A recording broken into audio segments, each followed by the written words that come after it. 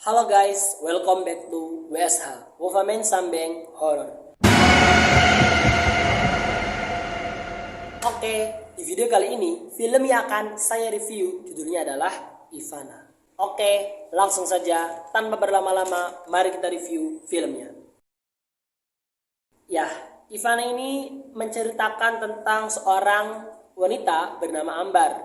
Dia habis dioperasi, yaitu matanya, dan setelah dioperasi, penglihatannya menjadi sensitif terhadap hal-hal itu. Terdapat 3 orang, yaitu kakek Farid, Oma Ida, dan nenek Ani. Nah, ketika sampai di panti tersebut, Ambar pun melihat kejadian-kejadian masa lalu di panti jompo tersebut. Dan dia melihat seorang wanita bernama Ivana yang akan menceritakan segalanya kepada Ambar. Kayak gitu. Nama-nama pemeran di dalam film ini yaitu ada Caitlin Halderman sebagai Ambar, ada Jovarel Kalum sebagai Dika, ada Junior Robert yaitu Arthur, ada Sandy William sebagai Agus, Sonia Alicia yaitu sebagai Ivana, dan masih banyak lagi, ada Yayu Unru, Tanta Ginting, Yati Surahman, dan lain-lainnya. Oke, Ivana ini diproduksi oleh MD Picture ya, dan disutradarai oleh Kimo Stambul, yaitu sutradara film hitam ya, yang terkenal. Oke. Yang disukai dari film ini, ya menurut gue sih ya, pertama, mungkin sudut pandang karakter Ambar. Menurut gue itu bagus. Kimo itu mengambil sudut pandangnya dari karakter Ambar ya, yang bisa melihat tetapi samar-samar lah. Jadi kita dipaksa untuk merasakan untuk menjadi Ambar kayak gitu.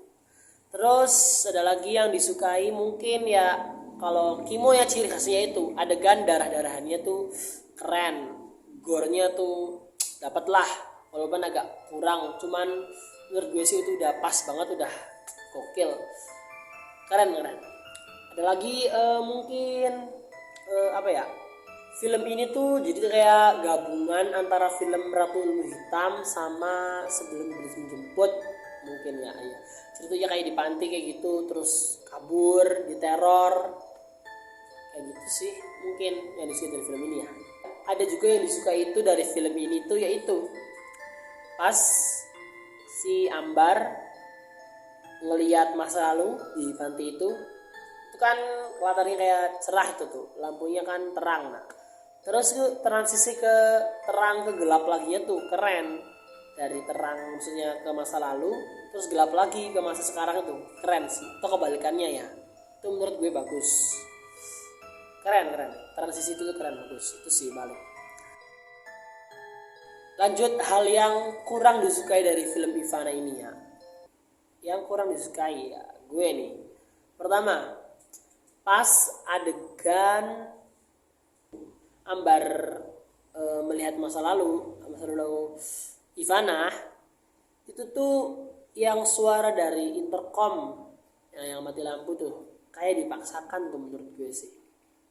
Kan sebenarnya sih kalau Ambar ngelihat kayak gitu aja udah serem, cuman kayak dipaksakan supaya intercomnya tuh bunyi yang dilihat. Mungkin itu sih kehadiran Tanta Ginting, menurut gue sih kayak nggak guna tuh. Sebenarnya kalau film itu nggak ada Tanta Ginting juga jadi, soalnya kan dalam film itu polisinya tuh datangnya tuh pas akhir, pas pagi. Itu banyak sih film yang pakai teknik seperti itu.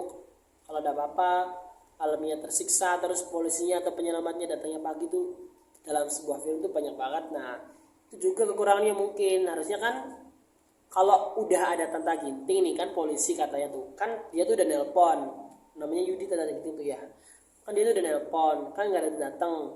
Harusnya kan udah, kalau nggak ada Tanta Ginting kan malah lebih mencekam menurut gue sih, kan nggak ada pihak penolongnya atau kayak gitu. Seharusnya sih karakter Tanta Ginting tuh nggak usah, kayak segitu aja sih, mungkin itu kurangnya. Oke, lanjut ke adegan memorable di film ini. Kalau gue adegan memorable mungkin pas nenek Ani itu meninggal, Yati Surahman itu. Dan mungkin ini ada pertanyaan-pertanyaan mengenai film ini yang gue kurang paham. Yang pertama mungkin masa lalu Ivana tuh kurang jelas sih menurut gue latar belakangnya tuh.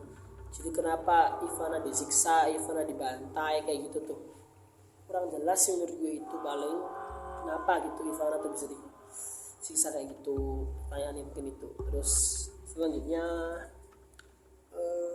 apa ya, Ivana itu kurang jelas sih, mau ibaratnya mau menyakiti siapa, mau membunuh siapa atau membunuh orang yang dalam panti itu, karena dia kan disakiti oleh warga lokal kalau nggak salah ya ceritanya tuh. Cuman ya nggak jelas tuh dia tuh akan balas dendam kepada siapa. Bisa aja kan balas dendam ke orang Indonesia, tapi kan mungkin balas dendam orang yang tinggal di panti itu. Sedangkan yang kena kan paling, nah kalau orang tua ini kena nih kayak Oma Ida sama Nenek Ani kan kena, tapi kenapa si Yayu Undru tuh kakek Faridnya nggak kena? Nah gitu, harusnya kan kena ya. Atau mungkin kenapa nggak ada kejadian di luar panti itu kayak di. Oke, skor untuk film ini adalah 8/10. Itu aja sih, lumayan bagus, recommended lah dari semua film Danur. Ini kan dari Danur Universe ya. Mungkin Ivana sih yang bagus, AC juga bagus sih. Cuma di tahun ini ya Ivana sih lebih baik daripada KKN sama The Doll 3 ya. Oke, mungkin segitu saja review film dari gue. Sampai bertemu di video selanjutnya. Mohon maaf apabila ada kesalahan di dalam konten ini ya. Dan pada akhirnya film itu selera masing-masing kok. Dan jangan lupa untuk like and subscribe, plus share and comment konten-konten video Movamen Santai. See you on the next video. Bye.